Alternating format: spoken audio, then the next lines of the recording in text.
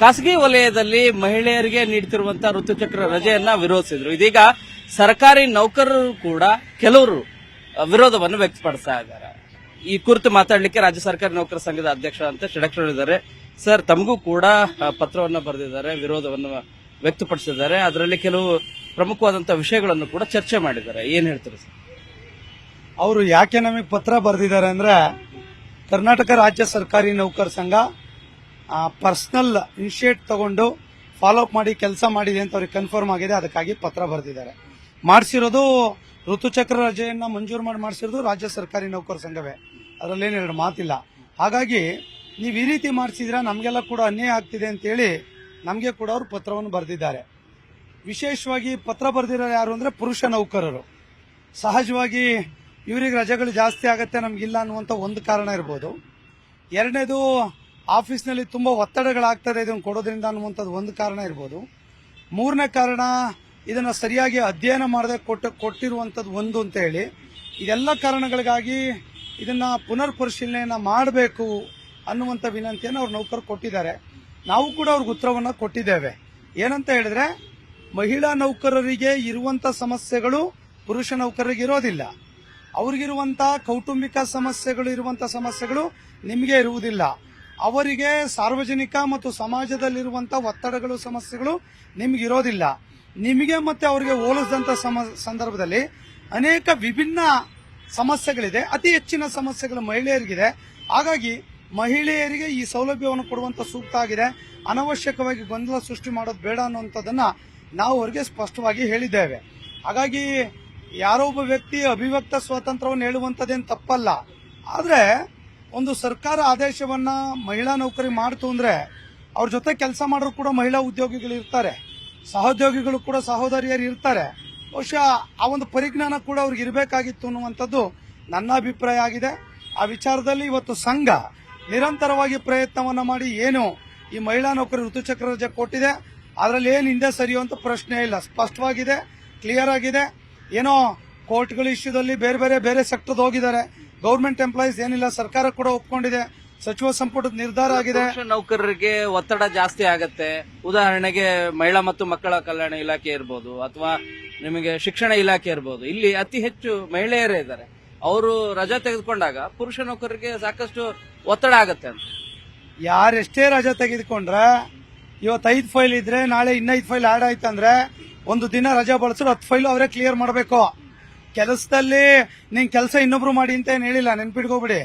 ರಜಾವನ್ನ ಬಳಸ್ಕೊಂಡು additional work ಮಾಡಿ ಒಟ್ಟು ಕೆಲಸ ಮುಗಿಸ್ಬೇಕು. ಸರ್ಕಾರ ಆದೇಶದಲ್ಲಿ ಈ ಕೆಲಸ ಯಾವತ್ತಿನ ದಿವಸ ಇನ್ನೊಬ್ರು ಮಾಡಿ ಅಂತ ಏನ್ ಹೇಳಿಲ್ಲ. ಹಾಗಾಗಿ ಅವ್ರು ಕೆಲಸ ಮಾಡ್ತಾರೆ, ಯಾವುದೇ ಒತ್ತಡ ಆಗಲ್ಲ, ಯಾವುದೇ ವ್ಯತ್ಯಾಸಗಳಾಗಲ್ಲ. ಮಹಿಳಾ ನೌಕರರಿಗೆ ಒಂದು ಸಂಘದ ಪ್ರಯತ್ನದ ಫಲವಾಗಿ ಒಂದು ಗೌರವ, ಒಂದು ಅವ್ರಿಗೆ ಇರುವಂತಹ ಸಮಸ್ಯೆಗೆ ಒಂದು ಪರಿಹಾರ, ಮತ್ತು ಸರ್ಕಾರನೂ ಕೂಡ ಇದಕ್ಕೆ ಪೂರಕವಾಗಿ ಸ್ಪಂದಿರುವಂತದ್ದು. ಹಾಗಾಗಿ ಈ ವಿಚಾರದಲ್ಲಿ ಯಾವುದೇ ರಾಜಿ ಪ್ರಶ್ನೆ ಇಲ್ಲ. ನಾನು ಖಂಡಿತ ಯಾವ್ರವರು ದೂರನ್ನ ಕೊಟ್ಟಿದ್ದಾರೆ, ಶಿಷ್ಟಾಚಾರ ಪ್ರೋಟೋಕಾಲ್ ಇಲಾಖೆಯವರು ಹೇಳಿದ್ದಾರೆ. ಅವ್ರು ಏನ್ ಕಾರಣಕ್ಕಾಗಿ ಹೇಳಿದಾರೋ ಗೊತ್ತಿಲ್ಲ. ನಾನು ಅವ್ರು ಲಿಖಿತವಾಗಿ ಅವ್ರಿಗೆ ಉತ್ತರವೂ ಕೂಡ ಕೊಟ್ಟಿದ್ದೇವೆ. ಈ ವಿಚಾರದಲ್ಲಿ ಮುಂದುವರಿಕೂಡ್ದು. ಇದು ಸಂಘಟನೆಯ ನಿರ್ಧಾರ, ಇದು ಕೇವಲ ನನ್ನೊಬ್ಬನ ನಿರ್ಧಾರ ಅಲ್ಲ. ರಾಜ್ಯದಲ್ಲಿರುವಂತಹ ಎಲ್ಲ ಮಹಿಳಾ ನೌಕರು, ಪುರುಷ ನೌಕರ ನಿರ್ಧಾರವನ್ನ ಎಲ್ಲರೂ ಸ್ವಾಗತಿಸ್ತಾರೆ. ಯಾರೋ 4 ಜನ ಅರ್ಜಿ ಕೊಟ್ರು ಅಂತ ಹೇಳಿ ಅದೊಂದು ಸರ್ಕಾರ ತಲೆ ಕೆಡ್ಸ್ಕೊಳ್ಳೋದು, ಸಂಘ ತಲೆ ಕೆಡ್ಸ್ಕೊಳ್ಳುವಂತ ಪರಿಸ್ಥಿತಿ ನಮ್ಮಲ್ಲಿಲ್ಲ.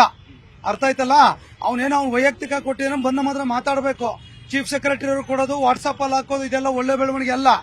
ನಿಂಗೆ ಸಂಬಳ ಜಾಸ್ತಿ ಆಯ್ತು, ಇನ್ನೊಂದು ರಾಜ್ಯದಲ್ಲಿ ಕಡಿಮೆ ಇದೆ ಅಂತ ಹೇಳಿ ಕಂಪೇರ್ ಮಾಡ್ಬಿಟ್ಟು ಕೊಟ್ಬಿಟ್ರೆ ಬಿಟ್ಬಿಡ್ತೀವಾ? ಪ್ರಶ್ನೆ ಅಲ್ಲ. ಯಾರ್ಯಾರು ಒಳ್ಳೇದಾಗುತ್ತೆ ಸ್ವಾಗತ ಮಾಡಿ. ನಿಮಗೇನಾಗಿದೆ ಹೇಳಿ, ಅದ್ರ ಬಗ್ಗೆ ನಾವು ಸರ್ಕಾರದ ಗಮನ ಸೆಳೆಯೋಣ. ಅನವಶ್ಯಕವಾಗಿ ಗೊಂದಲ ಸೃಷ್ಟಿಸುವವರಿಗೆ ಅವ್ರಿಗೆ ಎಚ್ಚರಿಕೆ ಕೊಡ್ಲಿಕ್ಕೆ ನಾನು ಬಯಸ್ತೇನೆ. ಇದೇ ಕಾರಣವನ್ನ ಇಟ್ಕೊಂಡು, ಇದೇ ನೆಪವನ್ನ ಇಟ್ಕೊಂಡು ಮಹಿಳಾ ಉದ್ಯೋಗಿಗಳ ಮೇಲೆ ಹೆಚ್ಚುವರಿ ಒತ್ತಡವನ್ನ ಹೇರುವಂತ ಕಾರ್ಯಗಳಾಗ್ತಾ ಇದೆ ಅಂತ ಗಮನಕ್ಕೆ ಬರ್ತಿದೆಯಾ? ತಮ್ಮ ಗಮನಕ್ಕೆ ಏನಾದ್ರು ಬಂದಿದೆಯಾ? ನೋಡಿ, ಯಾವುದೂ ಒತ್ತಡ ಆಗ್ತಿಲ್ಲ ಸರ್. ಮೊದಲು CL ಇತ್ತು, HPL ಇತ್ತು, EL ಗಳಿದ್ವು, CCL ಅಂತ ಬಂತು, ಈಗ ಸ್ಪೆಷಲ್ ಲೀವ್ ಬಂದಿದೆ. ನಾನು ನಿಮ್ಗೆ ಹೇಳಿದ್ನಲ್ಲ, ಈಗ ಯಾರೋ ಒಬ್ರು ಟೀಚರ್ ಒಂದು ತಿಂಗಳಲ್ಲಿ ಒಂದ್ ದಿನ ರಜೆ ಹೋಗ್ತಾರೆ. ಇಟ್ಕೊಂಡು ಪುರುಷ ಅಧಿಕಾರಿಗಳು ಮಹಿಳಾ ಉದ್ಯೋಗಿಗಳು ಏನಿದ್ರೆ ಹೆಚ್ಚುವರಿ ಕೆಲಸ ಮಾಡಿ ಅನ್ನೋ ರೀತಿಯಾಗಿ ಮಾಡ್ತಾ ಇದ್ದಾರೆ ಅಂತ ಹೇಳಿ ದೂರುಗಳೇನಾದ್ರೂ ಬಂದಿದೆ? ಸ್ಪಷ್ಟಪಡಿಸಿದೀನಿ. ಒಬ್ರು ಟೀಚರ್ ಒಂದ್ ತಿಂಗಳಲ್ಲಿ ಒಂದ್ ದಿನ ರಜೆ ತಗೊಳ್ತಾರೆ ಅಂತ ಇಟ್ಕೊಳ್ಳಿ. ಆ ಪಾಠವನ್ನು ಅವರೇ ಸರಿದೂಗಿಸ್ಬೇಕು. ಅರ್ಥ ಆಯ್ತಲ್ಲ? ಬೇರೆ ಇನ್ನೊಬ್ರು ಸರಿದೂಗ್ಸಕ್ ಬರೋದಿಲ್ಲ. ಯಾವುದೇ CCL ಇರಲಿ, HPL, EL ಆಲ್ರೆಡಿ ಇದೆ. ಇದು ತಿಂಗಳಿಗೆ ಒಂದು ಕೊಡ್ತಾ ಇದ್ದಾರೆ. CCL 180 ದಿನ ಇದೆ. ಅವ್ರ ಟೆನ್ಯೂರ್ ಆಫ್ ಸರ್ವಿಸ್ ನಲ್ಲಿ 20 ವರ್ಷದ 18 ವರ್ಷದ ಮಕ್ಳಿದ್ರೆ HPL ಇದೆ, EL ಗಳಿದೆ. ಯಾವ್ದೋ ಆಫೀಸಲ್ಲಿ ಕೆಲಸ ಮಾಡ್ತಾರೆ ವಿಧಾನಸೌಧದಲ್ಲಿ, ಡೈಲಿ 5 ಫೈಲ್ ಅಟೆಂಡ್ ಮಾಡಬೇಕು. ಇವತ್ತು 5 ಫೈಲ್ ಆದ್ರೆ ನಾಳೆ ಬರ್ಬೇಕಾದ್ರೆ ಒಂದಿನ ರಜೆ ಆದ್ರೆ 10 ಅವ್ರು ಅಟೆಂಡ್ ಮಾಡ್ಬೇಕು, ಬೇರೆಯವ್ರು ಮಾಡ್ಲಿಕ್ಕೆ ಬರೋದಿಲ್ಲ. ಹಾಗಾಗಿ ಒಂದಿಷ್ಟು ರೆಸ್ಟ್ ಸಿಕ್ಕಿದ್ರೆ 5 ಫೈಲ್ ಅನ್ನ ರಿಸ್ಕ್ ತಗೊಂಡು ಮಾಡೋದನ್ನ 10 ಫೈಲ್ ಅನ್ನು ಈಸಿಯಾಗಿ ಮಾಡ್ತಾರೆ ಅಷ್ಟೇ. ಅವ್ರ ಕೆಲಸವನ್ನ ಅವರೇ ಮಾಡಬೇಕು. ಆದೇಶದಲ್ಲಿ ಆ ಕೆಲಸ ಇನ್ನೊಬ್ರು ಮಾಡಬೇಕು ಅಂತ ಎಲ್ಲೂ ಹೇಳಿಲ್ಲ. ಗೊಂದಲ ಹಾಕಿದ್ರಿಂದ ನಿಮ್ಗೆ ಒತ್ತಡ ಎಲ್ಲಿಂದ ಬರ್ತದ? ನಿಮ್ಗೆ ಅನವಶ್ಯಕ ಗೊಂದಲ ಸೃಷ್ಟಿಸ್ತಾ ಇರೋದು ಇವ್ರು ಅಷ್ಟೇ. ಏನೂ ಗೊಂದಲ ಇಲ್ಲ, ಅವ್ರ ಕೆಲಸವನ್ನ ಅವ್ರು ಮಾಡ್ತಾರೆ. ಎಲ್ಲೂ ಸಮಸ್ಯೆ ಉದ್ಭವ ಆಗಿಲ್ಲ. ಉದ್ಭವ ಆಗಿದ್ದೇನಾದ್ರೂ ಇದ್ರೆ ಅವ್ರು ನಮ್ಮ ಹತ್ರ ಬಂದು ಚರ್ಚೆ ಮಾಡ್ಲಿ, ಅದಕ್ಕೆ ಉತ್ತರ ಕೊಡ್ತೇವೆ. ಈ ಕುರಿತು ತಾವೇನಾದ್ರೂ ಸೆಕ್ರೆಟರಿ ಅವರಿಗೆ ಗಮನಕ್ಕೆ ತರುವಂತ ಕೆಲಸ ಸರ್ಕಾರಕ್ಕೆ ರೈಟಿಂಗ್ ಅಲ್ಲಿ ಕೂಡ ಕೊಡ್ತೇವೆ. ಸರ್ಕಾರ ಮಾಡಿರೋದು ಸರ್ಕಾರ ತಜ್ಞರು ಅಭಿಪ್ರಾಯ ಎಲ್ಲ ತೆಗೆದುಕೊಳ್ತದೆ. IAS ಆಫೀಸರು ಕ್ಯಾಬಿನೆಟ್ ತಂದು ಒಂದು ಡಿಸಿಷನ್ ತಗೊಳ್ಬೇಕಂದ್ರೆ ಹಂಗೆ ಆದೇಶ ಮಾಡ್ಕೊಡ್ಲಿಕ್ಕೆ ಆಗಲ್ಲ. ಕ್ಯಾಬಿನೆಟ್ ನಲ್ಲೂ ಕೂಡ 36 ಜನ ಸಚಿವರು ಇರ್ತಾರೆ, ಅಧಿಕಾರಿಗಳು, ಚೀಫ್ ಸೆಕ್ರೆಟರಿ ಎಲ್ಲ ನೋಡಿ ಇದೊಂದು ಒಳ್ಳೆ ಯೋಜನೆ, ಮಹಿಳಾ ನೌಕರ ಒತ್ತಡಕ್ಕೆ ಅನುಕೂಲ ಆಗಲಿ ಅಂತ ಹೇಳಿ ಇದು ಮಾಡಿಕೊಟ್ರಂಥದ್ದು. ಹಾಗಾಗಿ ಇಲ್ಲಿ ಮೊಸಲ್ ಕಲ್ಲು ಹುಡುಕ ಕೆಲಸವನ್ನ ನಮ್ಮವ್ರು ಕೆಲವರು ಮಾಡ್ತಿದ್ದಾರೆ, ಮಾಡಬಾರ್ದು. ಇದು ಯಾವುದೇ ಕಾರಣಕ್ಕೂ ಇದು ಏನಾಗೋದಿಲ್ಲ. ನಾನು ಮಹಿಳಾ ನೌಕರಿಗೆ ಕೂಡ ಭರವಸೆ ಕೊಡ್ಲಿಕ್ಕೆ ಬಯಸ್ತೇನೆ. ಸಂಘ ಈ ವಿಚಾರದಲ್ಲಿ ನಿಮ್ಮ ಜೊತೆ ಗಟ್ಟಿಯಾಗಿ ನಿಂತಿದೆ, ಈಗಲೂ ನಿಲ್ಲುತ್ತೆ, ಮುಂದೆ ನಿಲ್ಲುತ್ತೆ. ಯಾರು ಇಂಥವ್ರು ಮಾಡ್ತಾರೋ ಅವ್ರಿಗೆ ಎಚ್ಚರಿಕೆಯನ್ನು ಕೂಡ ನಿರ್ದಾಕ್ಷಿಣ್ಯ ಕೊಡುತ್ತೆ ಅಂತ ಹೇಳಲಿಕ್ಕೆ ಬಯಸ್ತೇನೆ. Thank you. ಇದು ರಾಜ್ಯ ಸರ್ಕಾರ ನೌಕರ ಸಂಘದ ಅಧ್ಯಕ್ಷ ಅಂತ ಷಡಕ್ಷರ ಮಾತು. ಕ್ಯಾಮರಾ ಪರ್ಸನ್ ಗುರುಶೇಖರ್ ಜೊತೆ ಶರಣು ಹಂಪಿ, ನ್ಯೂಸ್ 18. ನಿರ್ಭೀತ, ನಿಷ್ಪಕ್ಷಪಾತ, ವಿಶ್ವಾಸಾರ್ಹ ಸುದ್ದಿಗಳಿಗೆ ಮತ್ತೊಂದು ಹೆಸರಾಗಿರುವ ನ್ಯೂಸ್ 18 ಕನ್ನಡ ಈಗ ಆಪ್ನಲ್ಲೂ ಲಭ್ಯವಿದೆ.